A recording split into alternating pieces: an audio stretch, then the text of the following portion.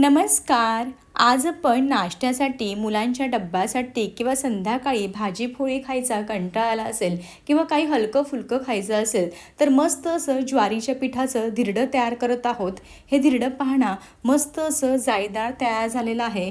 अजिबात सोडा किंवा इनो वापरला नाही बरं का, तरीसुद्धा मस्त असे मऊ, लुसलुशीत आणि जाळीदार तयार झालेले आहेत.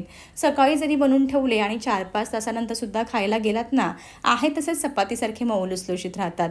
चला तर रेसिपीला सुरुवात करूयात. त्यासाठी एका मोठ्या मिक्सिंग बाउलमध्ये 1 वाटी ज्वारीचं पीठ, पाव वाटी बारीक रवा, 2 चमचे दही घ्यायचं आहे. दही जास्त आंबट न घेता ताजंच दही वापरायचं आहे. चवीनुसार मीठ घालायचं, व्यवस्थित मिक्स करून घ्यायचं. आता लागेल तसं अगदी थोडं थोडं पाणी घालून मस्त असं बॅटर तयार करून घ्यायचं आहे. बॅटरमध्ये गुठळ्या नको राहायला, मस्त असं सरसरीत बॅटर तयार करून घ्यायचं. जास्त घट्ट नाही, जास्त पातळ नाही, मध्यम कन्सिस्टन्सीचं बॅटर तयार करून घ्यायचं. साधारणतः 1 वाटी ज्वारीच्या पिठासाठी पाव वाटी रवा वापरला, त्यासाठी बरोबर मला ह्या ठिकाणी 1.5 वाटी पाणी लागलेलं आहे. तुम्हाला पाणी थोडंफार कमी जास्त लागू शकतं. हे पहा 15-20 मिनिटानंतर मस्त असं बॅटर भिजलं. आवडीनुसार कांदा, टोमॅटो, गाजर, कोथिंबीर, 1 हिरवी मिरची बारीक कापली आणि कढीपत्तासुद्धा बारीक कापून घेतला होता. मस्त असं हे सर्व साहित्य बॅटरमध्ये घातलं, व्यवस्थित मिक्स करून घेतलं. बॅटरची कन्सिस्टन्सी पहा जास्त घट्ट नाही आहे, थोडंसं पातळ ठेवायचं आहे.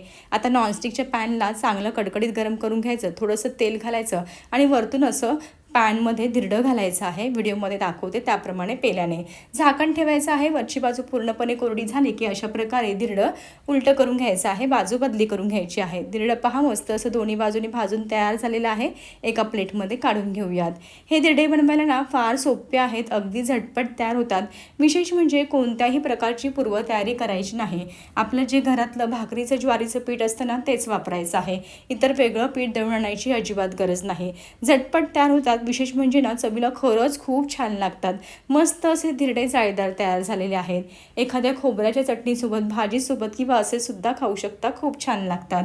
कशी वाटली तुम्हाला माझी याची रेसिपी? आवडली असेल तर जरूर करून पहा आणि धिरडं कसं झालं हे कमेंट बॉक्समध्ये सांगायला मात्र विसरू नका. असेच भेटूया एका नवीन आणि सोप्या रेसिपीसोबत. तोपर्यंत बाय.